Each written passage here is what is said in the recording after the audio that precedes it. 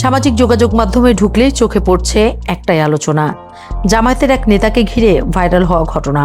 Troll, বিশ্লেষণ, বিতর্ক আর নানান মতামতে সরগরম হয়ে উঠেছে ফেসবুক সহ বিভিন্ন সামাজিক যোগাযোগ মাধ্যম।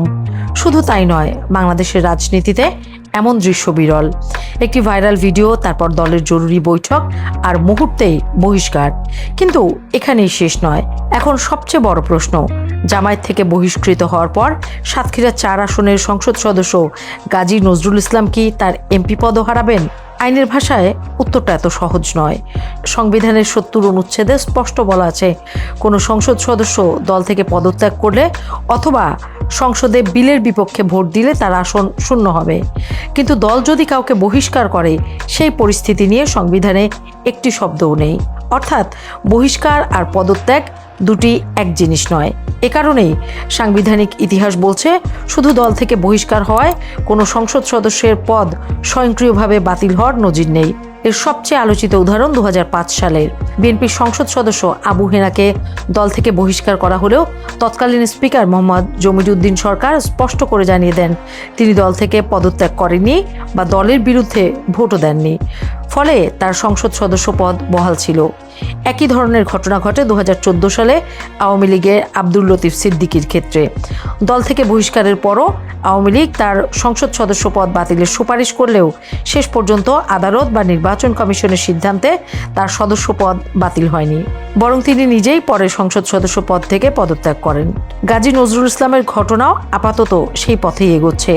18 বছর বয়সী এক তরুণীর সঙ্গে হোটেল কক্ষে আপত্তিকর অবস্থায় ভিডিও ভাইরাল হওয়ার পর বিষয়টি তদন্ত করে জামায়াত।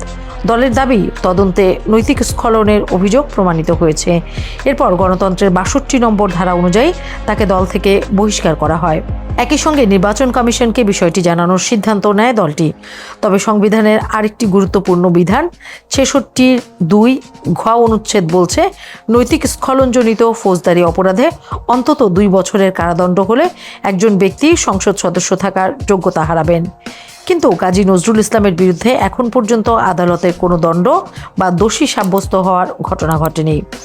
সংসদ বিশেষজ্ঞ নিজামুদ্দিন আহমেদের মতে, শুধু দল থেকে বহিষ্কার হয় তার সংসদ সদস্য পদ যাবে না। একই মত দিয়েছেন সুপ্রিম কোর্টের জ্যেষ্ঠ আইনজীবী শাহদিন মালিকও। তার ভাষায়, সদস্য পদ হারানোর জন্য সংবিধানে নির্দিষ্ট শর্ত রয়েছে: দলের বিপক্ষে ভোট, পদত্যাগ অথবা নৈতিক স্খলনজনিত অপরাধে আদালতের দণ্ড।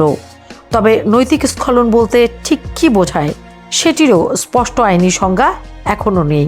সব মিলিয়ে সংবিধান, অতীতের নজির এবং আইন বিশেষজ্ঞর বিশ্লেষণ বলছে, জামায়াত থেকে বহিষ্কার হলেও গাজী নজরুল ইসলামের সংসদ সদস্য পদ আপাতত বহাল থাকার সম্ভাবনাই বেশি। পরিস্থিতি বদলাতে পারে কেবল তখনই যদি তিনি নিজে পদত্যাগ করেন, সংসদে দলের বিপক্ষে ভোট দেন অথবা আদালতের চূড়ান্ত রায়ে সাংবিধানিক যোগ্যতা হারান।